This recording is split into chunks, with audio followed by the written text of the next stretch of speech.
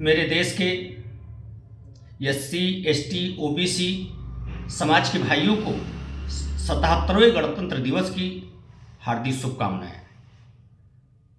और भारतीय जनता पार्टी में स्वर्ण समाज के नेताओं, सांसद, मंत्री, विधायक तथा जो गांव में भाजपा के नाम पर दलाली करने वाले छोटभैया नेताओं को स्वर्ण समाज के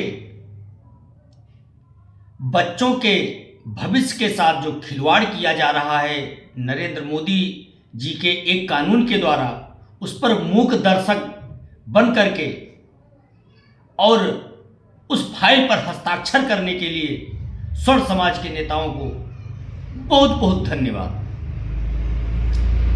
क्योंकि जो नेता है, मंत्री है, विधायक है, सांसद है, वो अपने बच्चों को विदेश भेज देगा, लेकिन क्या कभी जिन समाज के ठेकेदार बने बैठे हुए हैं उन समाज के बच्चों के भविष्य के साथ आदरणीय प्रधानमंत्री श्री नरेंद्र मोदी जी ने जो काला कानून ला करके और पूरे देश में हाय तौबा मचा दिया है, उसके खिलाफ एक शब्द नहीं बोल पा रहे हैं। कितना बड़ा दुर्भाग्य की बात है। और मैं उनको कहना चाहता हूं कि स्वर्ण समाज के चाटुकार नेताओं, जो यूजीसी बिल पर अगर तुम बोल नहीं सकते हो तो भूल से कभी स्वर्ण समाज के क्षेत्र में आकर के वोट मत मांगने आना, नहीं तो कुर्ता पैजामा सब नोच दिया जाएगा आपका और जूते की माला पहना करके आप लोगों का स्वागत किया जाएगा। इतना ध्यान रखना, क्योंकि यह स्वर्ण समाज अपने लिए कभी जिया नहीं है, लेकिन आज जब उसके मान सम्मान की बात आई है तो ये चैन से जीने भी नहीं देगा। जो सत्ता की मलाई आप लोगों ने खाया इन स्वर्ण समाज के दम पर, वही स्वर्ण समाज आपको उखाड़ फेंकने में कोई कसर नहीं छोड़ेगा। इतना ध्यान रखना। और जो स्वर्ण समाज की पीड़ा को सुनेगा उसी के साथ स्वर्ण समाज जाएगा। अभी तक हम लोगों ने सब कुछ सहा, हम लोगों के टैक्स का पैसा भीख की तरह आरक्षण को दिया गया, हम लोग सहते रहे, हम लोग हर चीज सहते चले आए अभी तक कि हमारा देश तरक्की कर रहा है। लेकिन क्या सारा ठेका हम ही लोग लेकर के बैठे हैं? लेकिन आज प्रधानमंत्री श्री नरेंद्र मोदी जी ने उस जगह पर हाथ डाला है स्वर्ण समाज के, जो बिल्कुल बर्दाश्त नहीं कर सकता। क्योंकि हमारा एक ही अधिकार है, शिक्षा, उस पर उन्होंने प्रहार किया है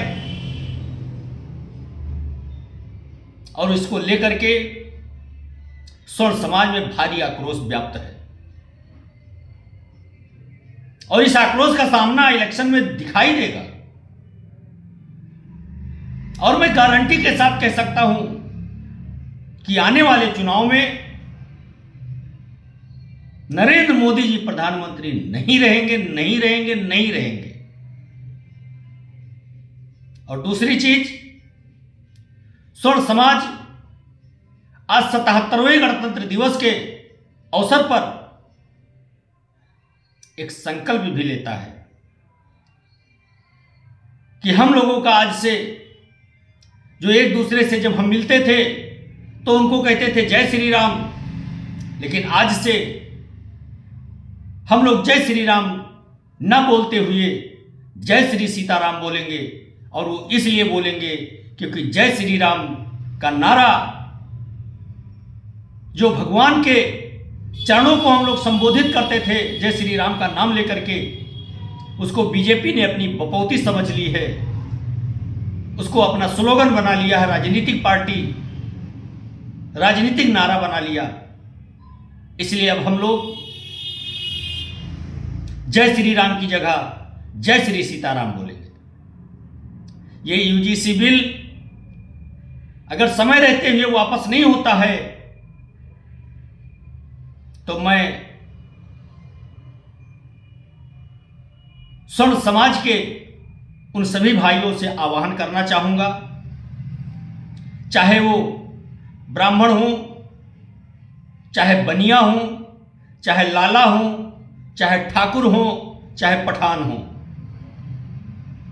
या शेख हो, कोई भी हो, मैं उन सबसे आह्वान करूंगा कि अपने बच्चों के भविष्य को खराब होते मूक दर्शक बनकर के मत देखो, इसका पुरजोर विरोध करो, क्योंकि एक एक करते हुए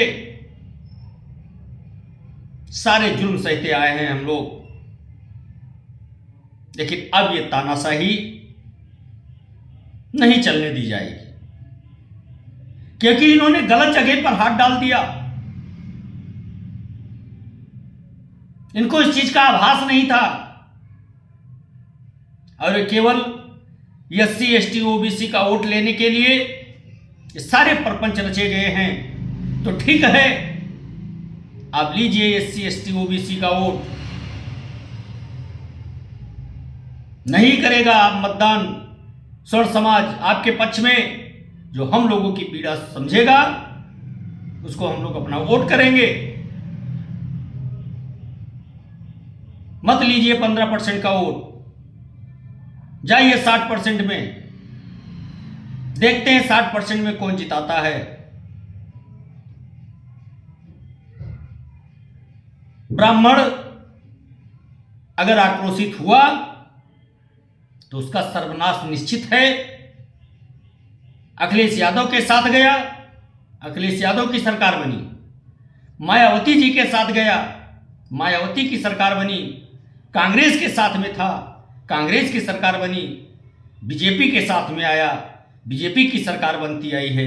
लेकिन अब बीजेपी को सत्ता की मलाई खाते हुए थोड़ा मोटाई चढ़ गया है, तो उनके शरीर से चर्बी हटाने के लिए उनको टॉनिक देने की आवश्यकता है मेरे दोस्त। और मैं सभी स्वर्ण समाज के भाइयों से कहना चाहूंगा, यूजीसी बिल का विरोध करें और अपने बच्चों का भविष्य सुरक्षित करें मेरे दोस्त। इसी में हम सबकी भलाई है, नहीं तो इस देश को जातियों में बांट करके जिन्ना वाली रणनीति अपनाई गई है। जैसे मोहम्मद अली जिन्ना ने हिंदू मुस्लिम करके देश को बांटा था, और बीजेपी ने तो हिंदू मुस्लिम कर ही दिया। उसके बाद में अब अगड़ा पिछड़ा का खेल खेल रहे हैं, तो इनके मंसूबे को नाकामयाब करते हुए इस देश की अस्मिता को बचाने का काम आप लोग करें मेरे दोस्त। फिर मिलेंगे नेक्स्ट वीडियो के साथ, तब तक के लिए मुझे अनुमति दें। नमस्कार, जय हिंद, जय भारत, भारत माता की।